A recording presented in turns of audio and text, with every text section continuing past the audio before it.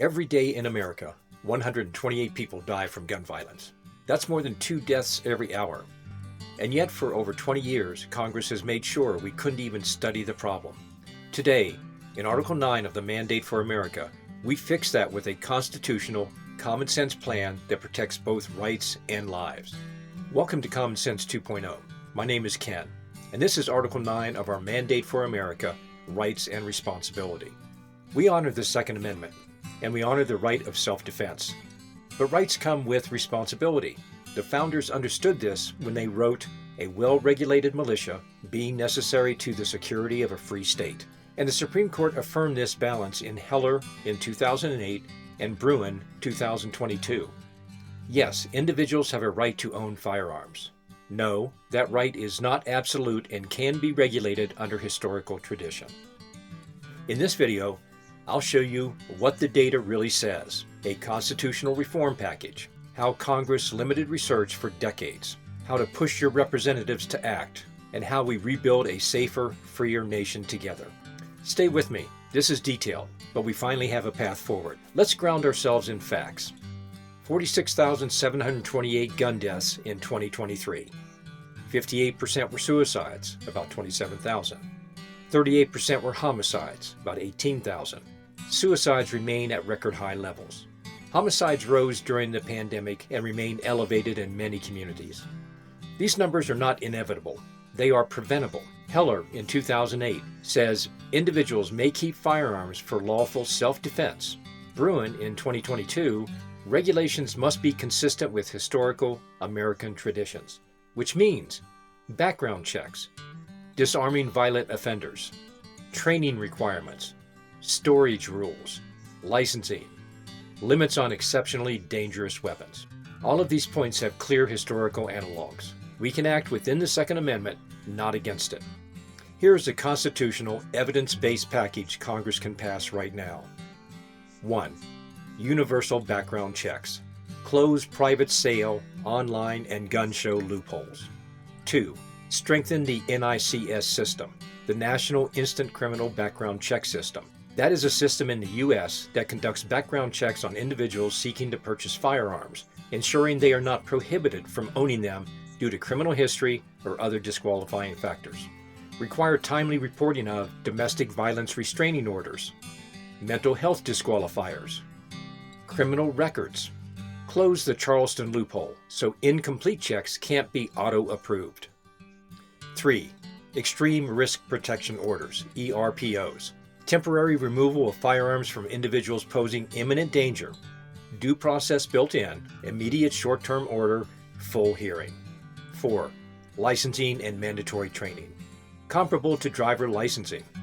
Basic safety, storage training, renewal every few years. 5. Safe storage and child access prevention, CAP laws. Modern locks, safes, and penalties for reckless access, especially when minors are involved. 6. Limits on assault-style weapons and high-capacity magazines. Not confiscation, not a sweeping ban. Grandfather existing weapons with registration and safe transfer rules. Together, these policies reduce risk while preserving rights. Let's discuss the RAND Corporation. RAND's mission is straightforward. They help improve policy and decision-making through research and analysis. Their rigorous research is free from political or commercial pressures so that policy leaders can use the best possible data to make the best possible decisions. The latest RAND analysis shows background checks reduce homicides. Domestic violence-related prohibitions reduce intimate partner murders. Waiting periods reduce suicides and homicides. ERPO laws reduce suicides, but you'll notice careful language. Moderate evidence, limited evidence to some extent. And there's a reason.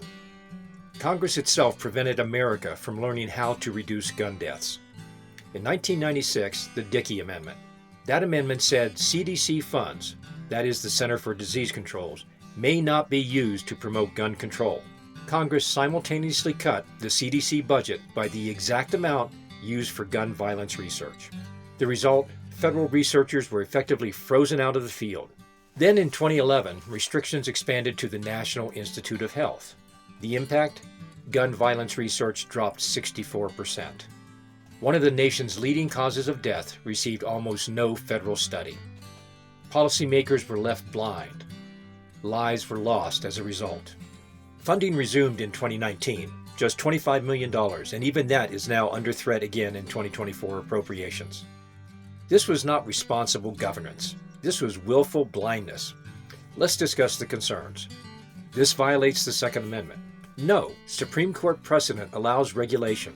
Heller explicitly lists permissible limits. Bruin demands historical analogs, and we have them. What about law-abiding gun owners? Every reform here preserves lawful ownership, self-defense, and sports shooting. Your rights remain intact. This will be burdensome. Less of a burden than burying a child, less of a burden than losing a loved one to suicide. Do we need a constitutional amendment? No, Congress has everything it needs right now. Thomas Paine wrote that rights must be linked to duty. The Declaration reminds us that life is a fundamental right. In the description box below, I have included a link to a PDF draft letter to your federal and state representatives. Here is your template letter to Congress.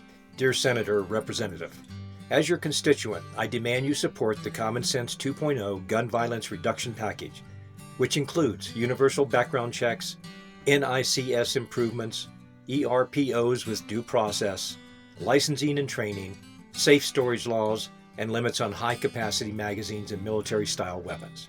Respect the Second Amendment, but demand responsibility. Lives depend on it. Send it, share it, make it your voice. Rights and safety can coexist. Freedom is stronger when responsibility is real. This is Common Sense 2.0, Mandate for America. 10 articles that outline what we must do now and what we must be prepared to do when we win back the majority in 2026. This is Article 9. Thank you for watching. Like, share, and comment. We have a lot of work to do. Let's do it together.